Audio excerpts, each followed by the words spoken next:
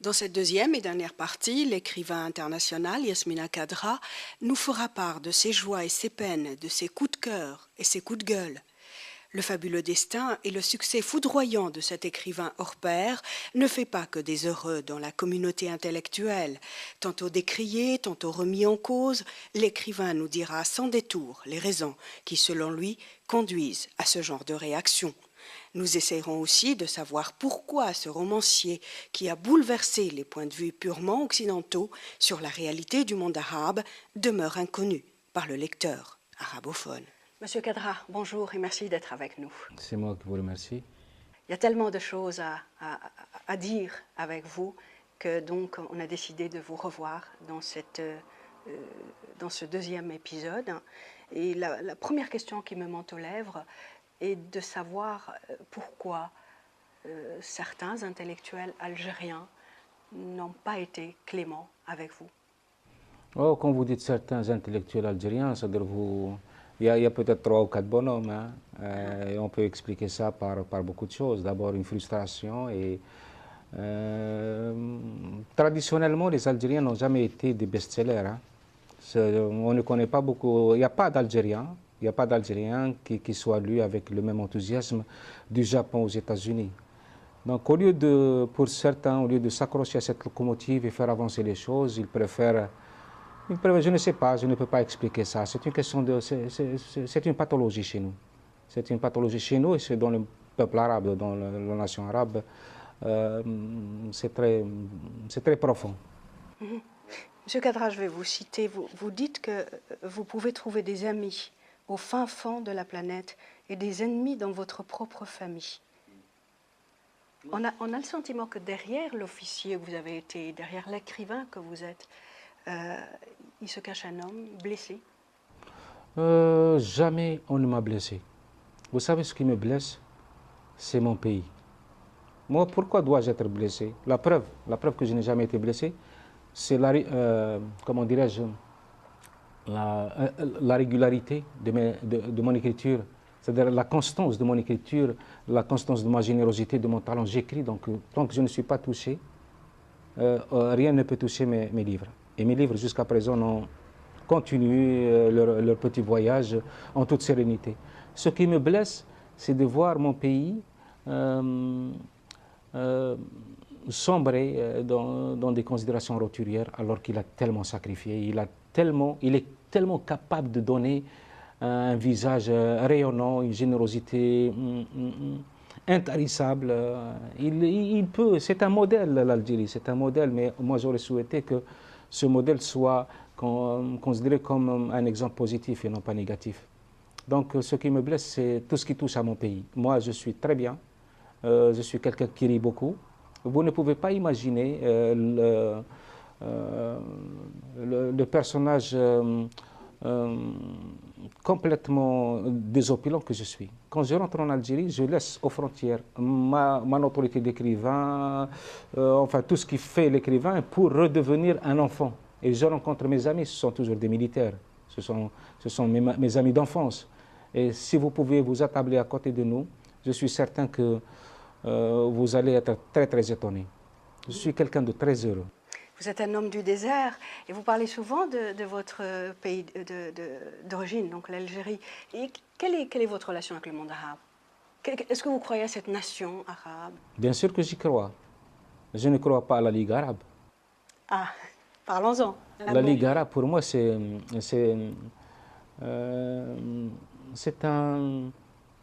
une honte. Pour bras cassés, pour grande gueule, pour des hypocrites, voilà. C'est la Ligue arabe. Le problème du monde arabe, c'est la Ligue arabe, c'est pas les peuples. Les peuples sont magnifiques. J'étais à Abu Dhabi, j'étais à Dubaï, j'étais à Koweït, j'étais en Syrie, j'étais en Irak.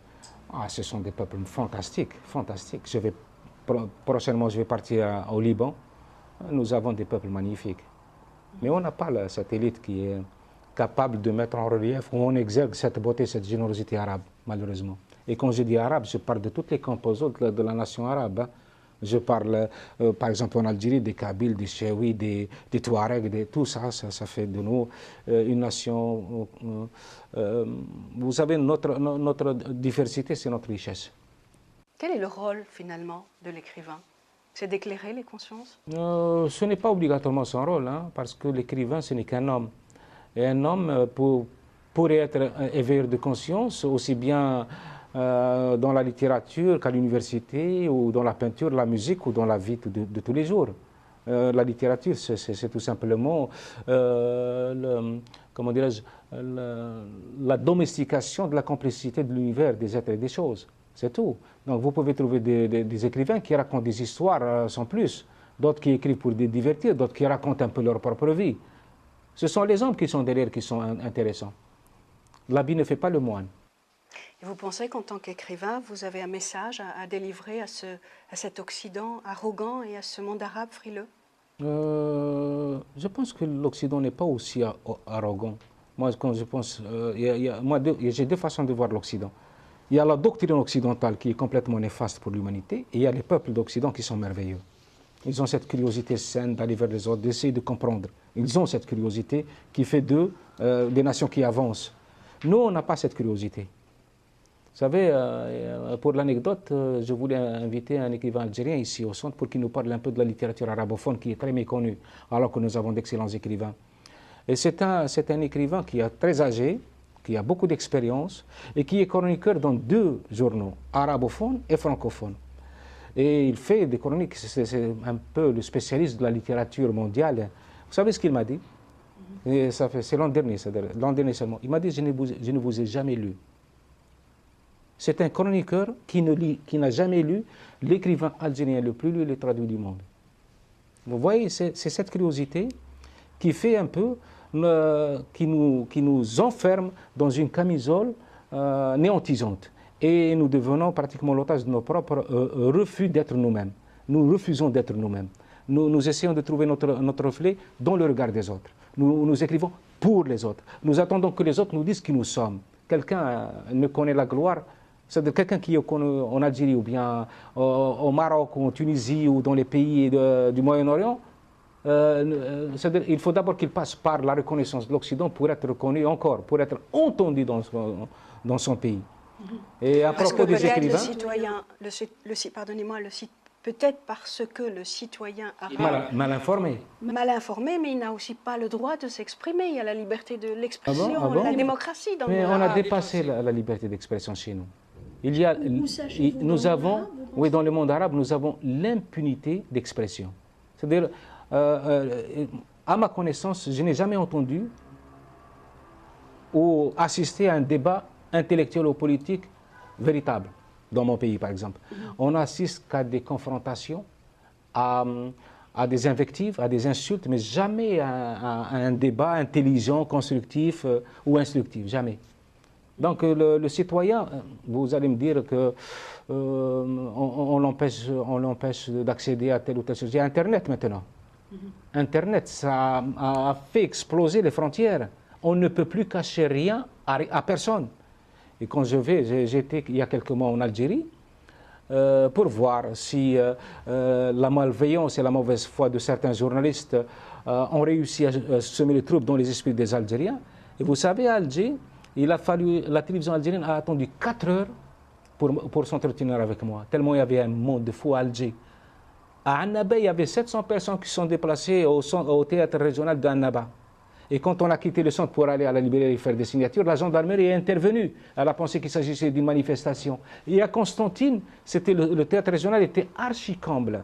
Quelqu'un m'a dit, qui travaille dans ce théâtre depuis 20 ans, il m'a dit, je n'ai jamais vu le théâtre aussi plein. Et pourtant, c'est un écrivain qui a rassemblé tous ces gens-là. Ce qui prouve que le peuple algérien ou le peuple arabe n'est pas inattentif à ce qui se passe. Il n'a pas les moyens d'aller vers ses rêves. C'est tout.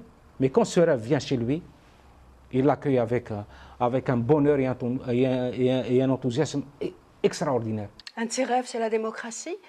Oui, la démocratie. Que cette démocratie, pourquoi elle peine à émerger? D'abord, il faut comprendre une chose. Quand je dis démocratie, je n'essaie pas de copier celle de l'Occident. Moi, je n'y crois pas à cette démocratie. Elle n'existe pas. C'est une démocratie sélective. On est à Paris. dans le pays qui a donné naissance à la démocratie. Eh bien moi, je suis constamment censuré par endroits. Voilà. Je suis disqualifié parce que je ne veux pas, répondre aux normes qu'exige Paris quant à la définition ou la configuration d'un écrivain, maghrébin ou africain, parce que je suis libre. Donc la démocratie, pour moi, ça a été une utopie. Ça a été au départ un slogan assez porteur, mais maintenant, ce slogan s'est émietté contre l'absurdité qui gère le quotidien de tout un chacun aujourd'hui. Donc, ce que j'entends par démocratie, c'est la maturité et le courage d'écouter les autres. Parce que c'est un courage que d'écouter les autres. Et surtout, la maturité qui voudrait que l'on s'inspire des reproches des autres pour se corriger.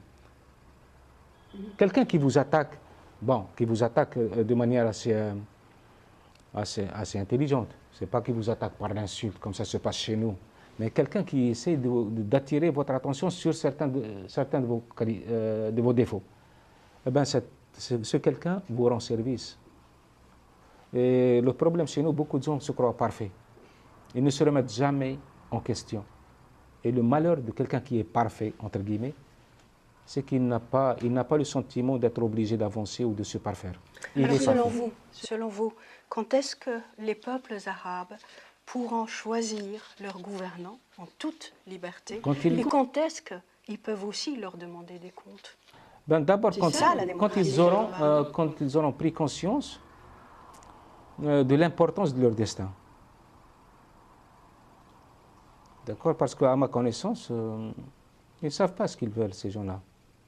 Quand ils auront pris conscience, comme les Occidentaux, de l'importance de leur destin, quand ils seront exigeants vis-à-vis des gens qu'ils élisent, à partir de ce moment, ils pourraient prétendre à beaucoup d'autres choses.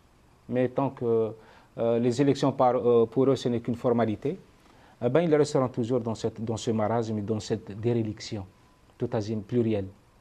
Donc, vous jetez la faute d'abord Non, mais nous sommes tous fautifs. L'intellectuel est fautif. Parce qu'il n'a jamais su aimer l'autre intellectuel. Il n'a jamais su l'écouter. Il n'a jamais su le rejoindre. Je vais vous donner un exemple très simple. L'an dernier, je crois, il y avait un journaliste américain de ce qu'ils appellent l'agence de presse. Je ne sais plus comment ça s'appelle. AIP. Peut-être, oui. Il était venu ici pour un entretien avec moi. Et il me disait, oui, mais vous pouvez quand même changer les choses, vous avez une notoriété, les gens croient en vous. J'ai dit, les gens croient en moi, pas les intellectuels. Pas les intellectuels.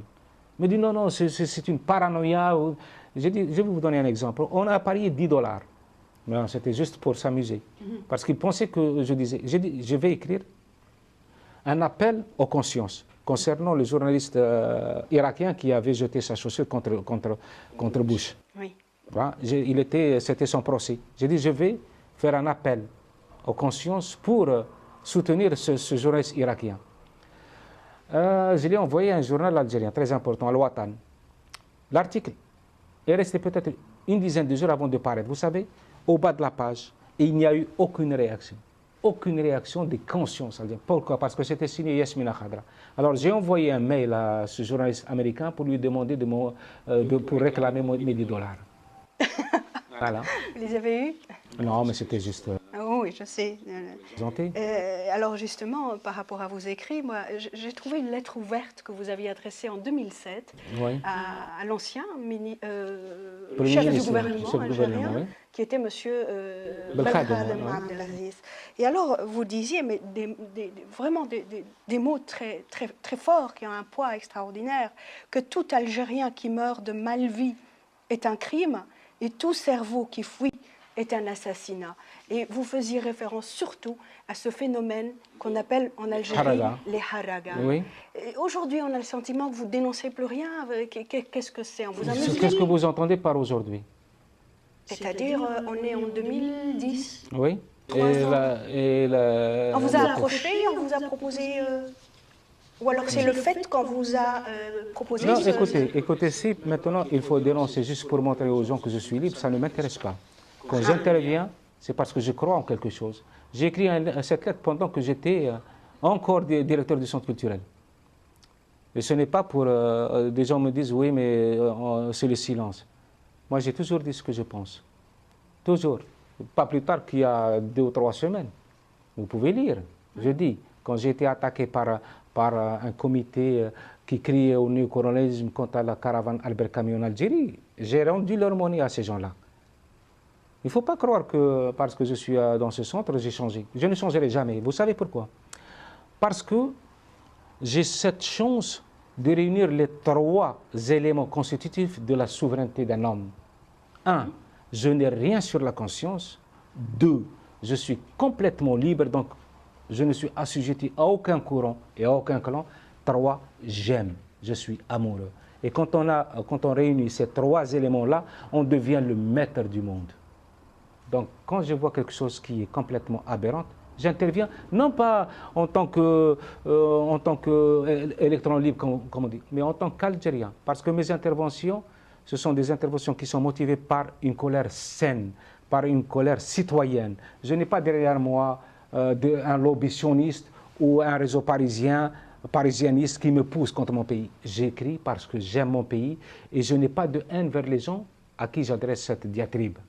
Je veux juste les éveiller à eux-mêmes, pas plus. Alors, certains pensent qu'un écrivain international de votre acabit est ministrable. Vous vous verrez ministre de la culture? Je n'accepterai jamais d'être ministre, jamais. Je vais vous dire une chose. Pourquoi j'ai accepté de diriger le centre culturel algérien? Pour 1 milliard de raisons. 1 milliard de raisons. D'abord parce que c'est la culture, et moi je crois dans la culture algérienne. 2, parce que je pensais avoir des amis dans ce milieu. Quand les universitaires, certains journalistes, certains écrivains me rencontrent, certains artistes, moi j'ai le sentiment qu'ils m'aiment. Et je me suis dit, bon, à partir de ce centre, on va peut-être rassembler les Algériens autour d'un idéal, on va peut-être essayer de proposer notre générosité aux autres, de se construire, de se rassembler, de s'aimer, d'apprendre, de réapprendre à s'aimer en tant qu'Algérien. Eh bien non. Ce sont ces gens-là qui m'ont censé, qui d'un seul coup ont commencé à m'enfumer.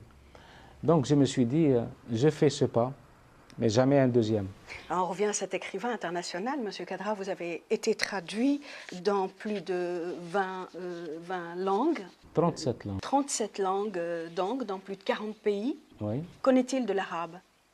Ben, je suis traduit aussi en arabe, en Algérie, au Liban, oui. Et même au Qatar et à Abu Dhabi. Oui, ça commence. Je commence à intéresser le lectorat arabe. J'ai un collègue à vous, l'écrivain marocain Tahar Benjelloun, avait dit que si on lui demandait de parler en arabe, c'est lui demander de se taire.